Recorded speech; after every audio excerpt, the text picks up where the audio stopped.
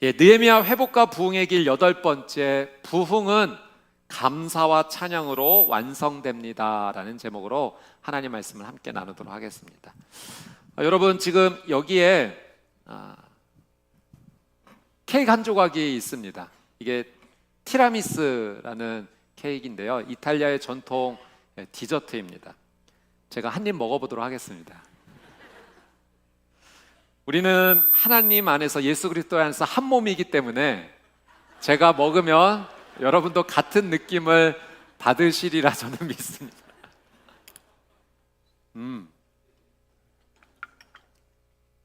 아주 달콤하고 맛있습니다.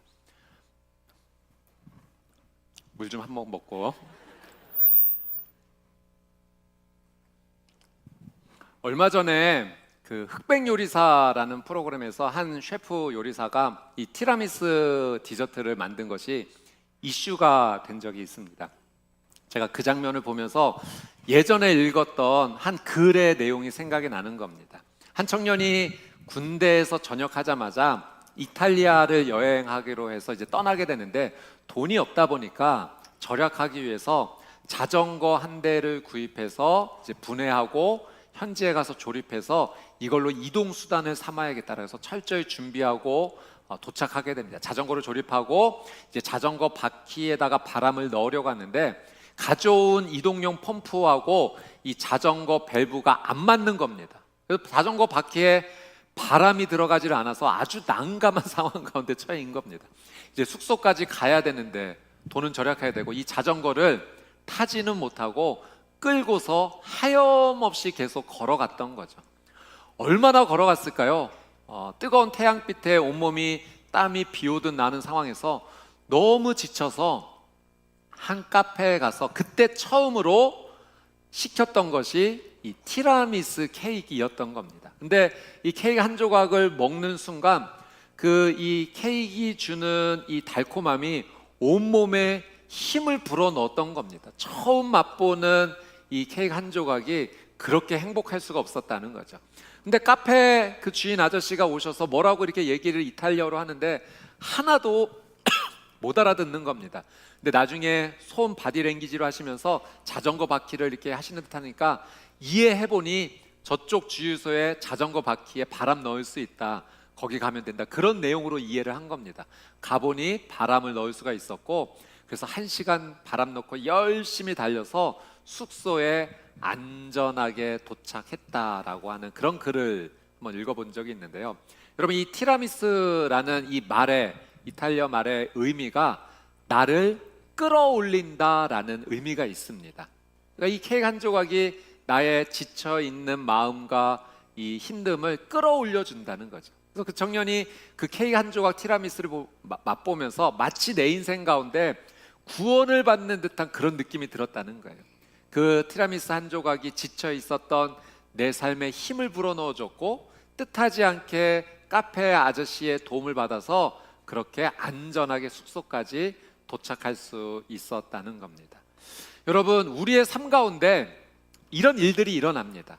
생각지도 않은 내 삶에 티라미수 케이크 한 조각이 마치 찾아오는 것처럼 지치고 힘들어 있었던 나의 삶을 끌어올려주는 도움의 손길이 찾아오는 거죠. 전혀 예상하지 못했는데 내 삶이 잘 진행될 수 있도록 여기저기에서 내 삶을 도와주는 특별한 일들이 일어나게 됩니다. 제가 영상을 하나 준비했는데요, 인생의 어려운 가운데 있을 때 갑자기 내 인생 가운데 찾아온 도움의 손길에 관한 내용입니다. 우리 영상을 짧지만 같이 한번 보도록 하겠습니다.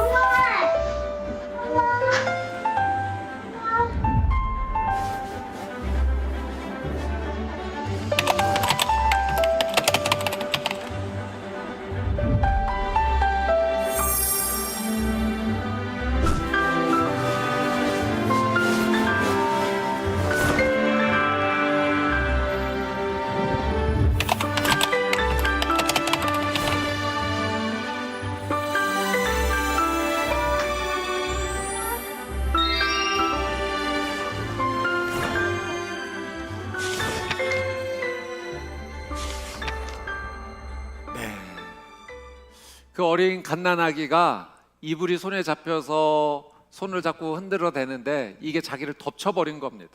몸부림치는데 헤어나오지를 못하는 거죠. 몸부림치면 칠수록 숨이 더 막혀지는 그런 상황입니다. 물론 이제 이 상황은 엄마가 그 베이비캠으로 다 자세히 이제 보고 있었던 상황이어서 4살 오빠 보내서 그 아기 그 좀 도와줘라고 이렇게 시킨 내용입니다. 근데 여러분, 갓난아기의 입장에서 한번 생각해 보십시오. 이게 몸부림치는데 숨이 자꾸만 막혀오는 이 어려운 상황 가운데 갑자기 슈퍼맨처럼 오빠가 나타나서 이불을 싹 걷어주니 이게 무슨 일인가 싶은 겁니다. 오빠를 보고 갓난아기지만 미소를 짓게 되는 거죠. 여러분, 이와 같아요. 우리의 삶에 내가 몸부림치고 용을 쓰지만 삶은 자꾸만 더 답답하게 힘들게 어려워지는 것 같이 느껴집니다. 그런데 내 삶에 갑자기 찾아온 어느 도움의 손길이 있는 거죠. 여러분, 내가 지금까지 내 힘으로 여기까지 살아온 것 같지만 사실 그렇지 않습니다. 내가 여기까지 오는 동안 수많은 사람들의 도움이 있었던 겁니다.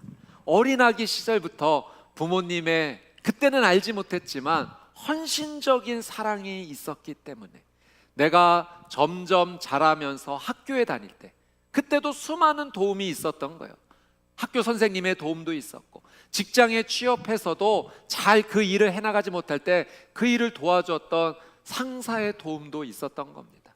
느끼지 못했지만 알지 못했지만 수많은 사람들의 도움이 있어서 내가 여기까지 올 수 있었어요. 사람의 도움만 있었나요? 하나님의 도움이 있었습니다. 하나님의 놀라운 사랑과 은혜가 내 삶 가운데 끊임없이 찾아왔던 거예요.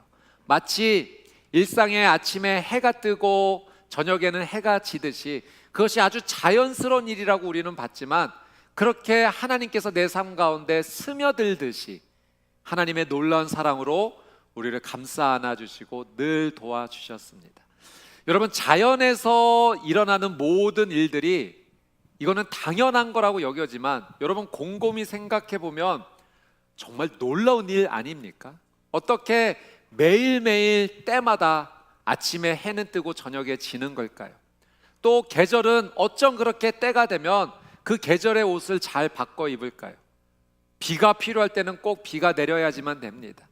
여러분, 봄에 씨앗을 심고 가을에 열매를 거둔다는 것은 이게 어떻게 보면 기적 중에 기적 아니겠습니까?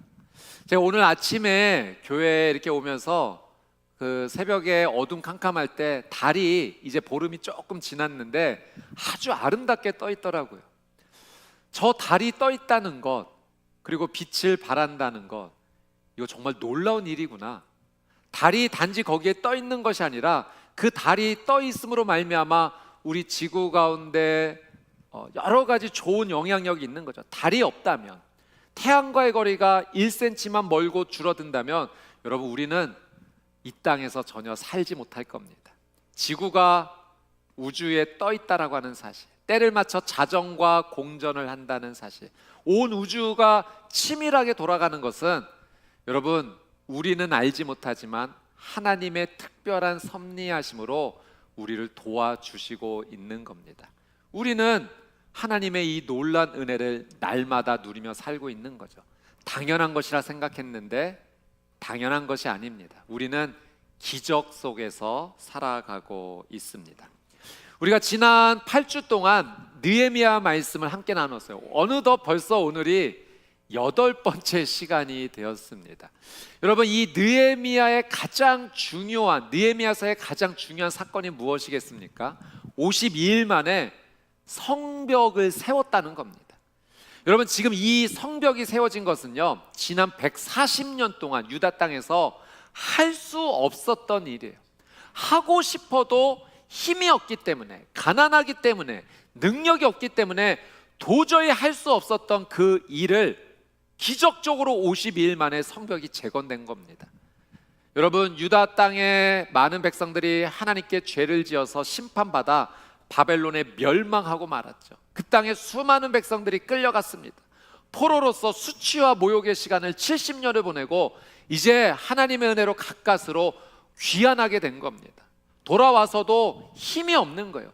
그렇게 시간이 흘러 이 3차 귀환이 이루어지기 때까지 아무런 일도 할 수 없었는데, 느헤미야라는 한 지도자를, 리더십을 하나님께서 보내주셔서 백성들을 용기 있게 독려해 주신 것입니다. 할 수 있어, 하나님이 도와주시면 할 수 있어라는 그 비전을 함께 나누었고, 52일 만에 이 성벽이 기적적으로 세워지게 된 겁니다. 하나님께서 하신 일임을 모든 백성이 보고 있는 거죠. 이전에는 이방 민족 사람들이 수시로 드나들었기 때문에 이 예루살렘 성읍, 예루살렘 도시는 사람이 살만한 도시가 아니었던 거예요. 그래서 얼마 사람도 살지 않았습니다. 그런데 이제 성벽이 세워지다 보니 주권을 갖게 된 거고, 주체적으로 이제 보호받으면서 살아갈 수 있는 생명의 길이 열렸습니다. 여러분, 느헤미야서에서 이 성벽이 재건됐다는 건 정말 부인할 수 없는 너무나 중요한 사건입니다. 그런데 느헤미야서의 가장 중요한 결론이 성벽 재건은 아닙니다. 여러분, 성벽 재건이 정말로 가장 중요한 것이었다면 느헤미야서는 6장으로 끝났을 거예요. 왜냐하면 그 6장에 52일 만에 성벽이 세워졌다라는 말씀이 있기 때문에 그렇죠. 그러나 느헤미야는 그 6장을 넘어서 7장, 오늘 12장, 13장까지 이어집니다. 그 이야기는 성벽 재건도 중요하지만 이 성벽 재건 이외에 하나님께서 이스라엘, 유다 백성들에게 깨닫게 해주시고자 하는 중요한 영적 비밀이 있다는 겁니다. 그리고 하나님께서는 그 영적 비밀을 오늘 우리에게도 말씀해 주시는 거죠. 우리가 지난 시간까지 그 중요한 영적 비밀들을 함께 나누었습니다. 첫 번째는 이스라엘 백성들, 유다 백성들이 성벽 재건이 된 이후에 하나님 말씀 듣기를 청했다는 거예요. 학사 겸 제사장 에스라를 초청해서 우리에게 하나님 말씀을 좀 가르쳐 주십시오, 들려주십시오. 우리가 하나님 말씀을 외면하고 살았습니다. 몰랐기 때문에, 그게 죄인 줄도 몰랐어요. 이제 좀 가르쳐 주십시오. 그래서 온 백성이 얼마나 많이 모였는지 수문 앞 광장에 빽빽하게 백성들이 모여들었고, 이 학사 제사장 에스라가 단위에 올라서서 하나님 말씀을 읽기 시작합니다. 그렇게 6시간 동안 하나님 말씀을 듣고 그들의 삶 가운데 말씀이 스며들기 시작한 거죠. 하나님의 말씀이 우리의 삶 가운데 얼마나 중요한 것인지를 첫 번째로 가르쳐 주신 겁니다. 두 번째는 이 하나님의 말씀을 받은 백성들이요, 자발적인 회개 운동을 시작합니다. 그들이 모이지 않아도 됐던 그때 자발적인 회개 운동이 일어나서 또다시 같이 모인 거예요. 그리고 금식을 선포했어요. 금식한다는 건 회개한다는 거거든요.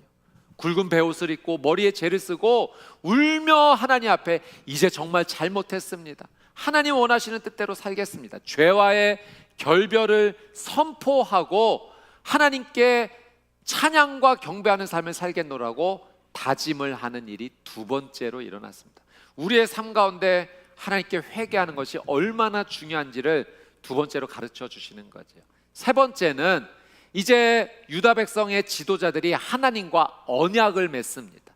여러분, 이게 지난주에 함께 나눈 말씀인데요, 언약은 정말 무게 있는 약속이라고 말씀드리지 않았습니까? 이 언약을 지키지 않으면 저주받아도 좋겠다라는 맹세를 하는 거예요. 유다 백성의 지도자들이 하나님 말씀대로 살겠습니다, 언약 맺겠습니다, 도장 찍겠습니다, 이렇게 지도자들이 앞에서 헌신하니 모든 유다 백성들도 저희도 그렇게 하겠습니다, 우리도 언약 맺겠습니다, 저주로 맹세하겠습니다라는 그런 영적인 부흥의 일들이 이 유다 백성들 가운데 가득하게 되었죠. 그래서 이방인들과 결혼하지 않겠습니다, 이 이야기는 우상 숭배하지 않겠다는 거예요. 안식일을 잘 지키겠습니다, 말씀에 순종하며 살겠습니다, 그리고 하나님께 예배드리는 그 성전을 잘 돌보겠습니다, 영적으로 하나님 앞에 반응하겠습니다라는 이 언약을 맺은 겁니다. 이게 중요한 세 번째 영적인 의미죠. 이제 마지막으로 중요한 네 번째 영적 의미를 오늘 말씀을 통해서 우리에게 가르쳐 주십니다. 느헤미야의 중요한 네 번째 결론은 우리의 삶은 하나님께 감사를 드리는 삶이 되어야 된다는 겁니다. 여러분 축복합니다. 여러분의 삶의 모든 순간에 하나님께 드리는 감사로 가득하시게 되기를 주님의 이름으로 축복합니다. 자, 오늘 본문의 27절 말씀을 한번 같이 읽어보도록 하겠습니다. 본문 27절 같이 한번 읽어보겠습니다. 시작. 예루살렘 성벽을 봉헌하게 되니 각 처에서 레위 사람들을 찾아 예루살렘을 데려다가 감사하며 노래하며 재금을 치며 비파와 수금을 타며 즐거이 봉헌식을 행하려 하매. 여러분 지금 무슨 내용인가?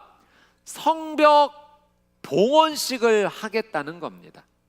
이제 성벽이 완성이 되었으니 이 성벽을 이루신 분이 하나님임을 선포하면서 하나님께 감사하고 노래하는, 하나님께 예배드리는 이 봉헌식을 진행하겠다는 겁니다. 모든 백성들이요 다룰 수 있는 모든 악기를 가지고 나와 수금과 비파와 재금을 가지고 나와서 하나님께 감사하며 찬양하는 모습을 보입니다.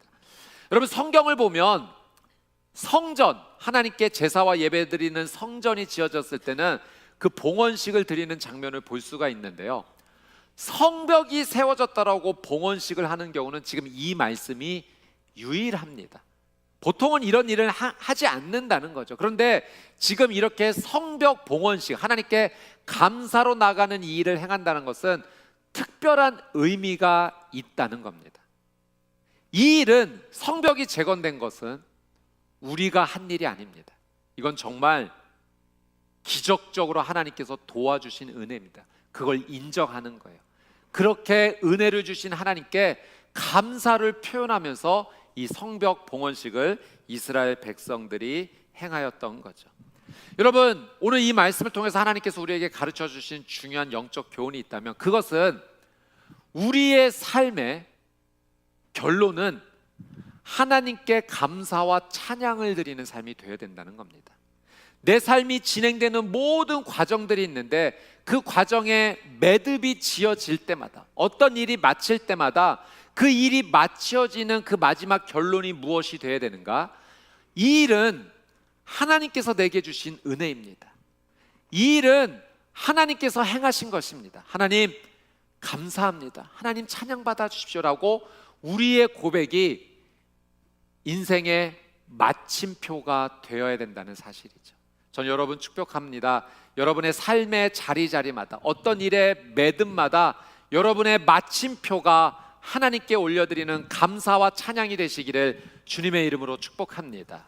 지금 느헤미야에서 그 일을 하고 있는 거죠. 여러분 일상의 삶을 살아가시면서 하루 일과를 잘 마치셨습니까? 그러면 하나님께 감사하십시오.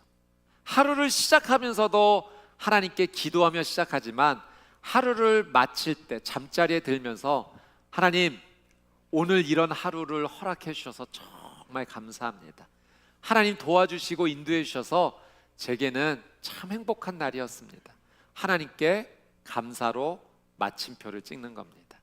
여러분 직장의 자리에서, 학교 가는 자리에서, 가정의 삶의 자리에서, 어떤 자리이든 여러분 어떤 일들이 마무리될 때마다 감사를 고백하는 겁니다.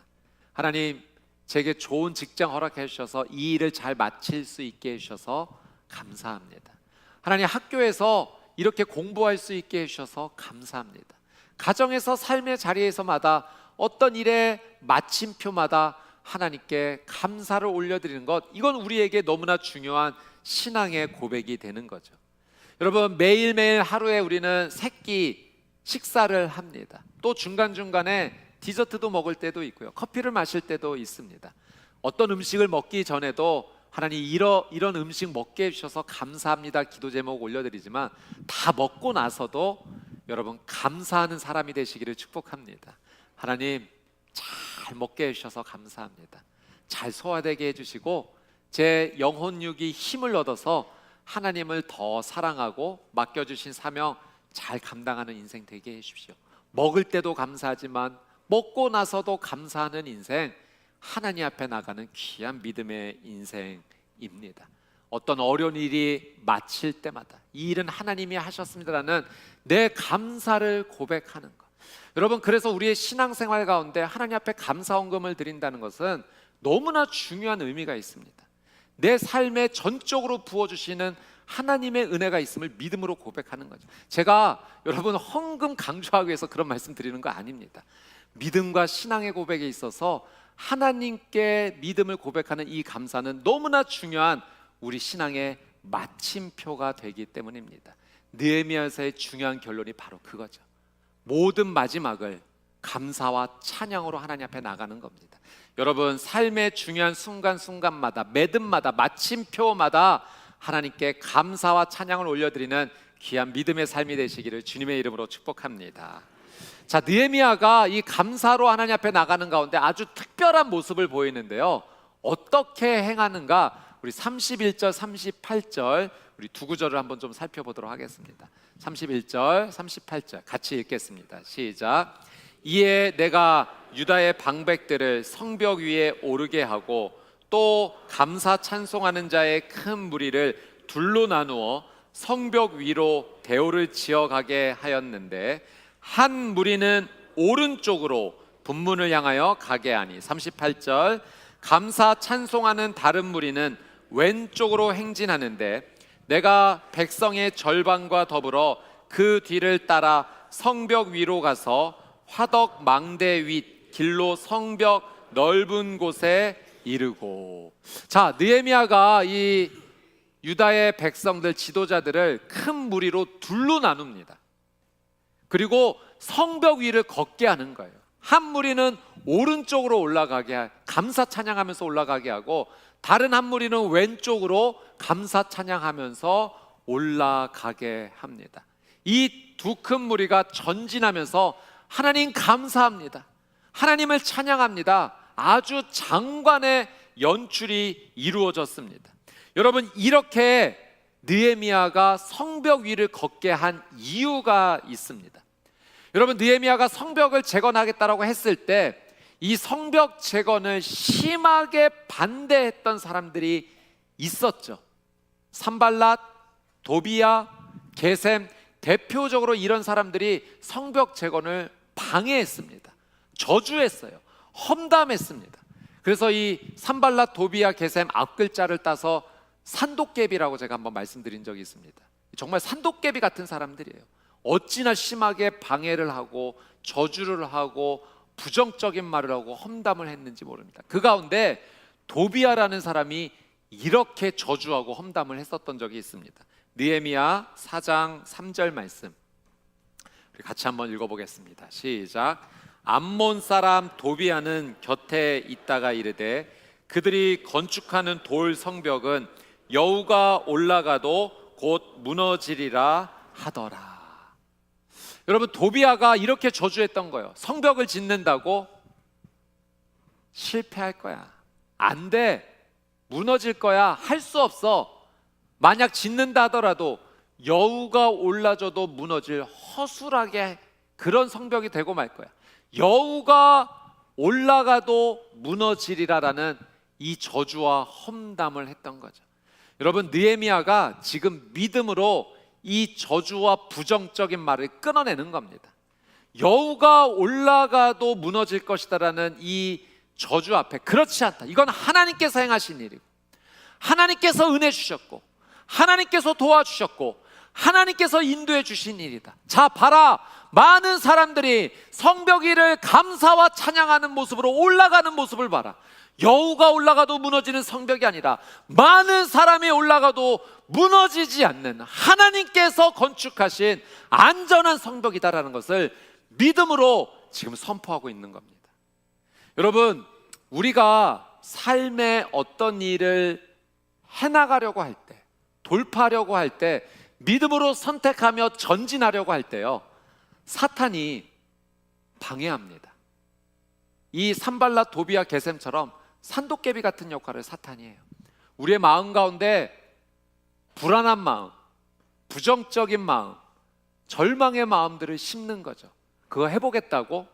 안 될걸. 전에도 이런 비슷한 일을 해봤잖아. 안 됐잖아. 야, 이거는 불가능한 일이야. 병이 낫겠다고? 글쎄, 안 될걸. 절대 낫지 못할 거야. 시름시름 앓다가 쓰러지겠지. 부정적인 말들로 우리의 마음을 무너뜨리는 겁니다. 여러분, 이거는 사단의 계략이에요. 정말 예수 그리스도의 이름으로 끊어내야 될 사단의 더러운 계략입니다. 우리에게 부정적인 마음을 들게 해서 믿음으로 살지 못하게끔 하는 그런 일들을 하는 거죠. 여러분, 이런 부정적인 사단이 주는 마음들을 예수 그리스도의 이름으로 끊어내시게 되기를 주님의 이름으로 축복합니다. 너 사단아, 내가 예수의 이름으로 명하노니 부정적인 마음, 저주스러운 마음 다 예수의 이름으로 떠나갈지어다. 선포하셔야 돼요. 끊어내셔야 됩니다. 여러분, 그 부정적인 마음들이 계속 마음에 머물러 있으면 나도 부정적인 사람 됩니다. 내 입술이 부정적인 말들을 하기 때문에 이게 문제인 거예요. 여러분, 하나님께서 우리에게 주신 선물과 힘이 있는데 그것은 언권을 주셨다는 겁니다. 여러분, 우리가 말을 하는 것이요, 이 말이 그냥 공중에서 사라지는 것이 아니라 이 말이 실제가 됩니다. 존재가 되기도 해요. 그래서 여러분, 이건 정말 하나님께서 우리 사람에게 주신, 누구에게나 주신 말의 힘입니다. 그래서 우리나라 속담에도 말이 씨가 된다라는 표현이 있지 않습니까? 말이 표현이 되는 거예요. 그래서 우리가 하는 말 한마디 한마디가 얼마나 중요한지 모릅니다. 나도 모르게 부정적인 말을 해버리고 저주가 섞인 말을 해버리고 믿음의 말을 하지 못하면 그냥 그 부정적인 테두리 안에서 갇혀 살아가게 되는 거예요. 이게 사단의 전략입니다. 악한 계략이에요. 그래서 우리는 부정적인 말을 해서는 안 되고 믿음의 말을 해야 합니다. 여러분, 주변에서 부정적인 말이 들려올 때 그 부정적인 이야기들을 계속 듣고 있어서는 안 돼요. 여러분, 거리를 두셔야 됩니다. 내 영혼과 마음이 상하는 일이에요. 누군가 나를 향해 부정적인 얘기를 할 때 그만 멈춰주세요라고 말할 수 있으셔야 돼요. 아니면 거리를 두시고 절대 들으시면 안 됩니다. 부정적인 이야기가 우리의 영혼에 상처를 내고 우리를 무너뜨리기 때문입니다.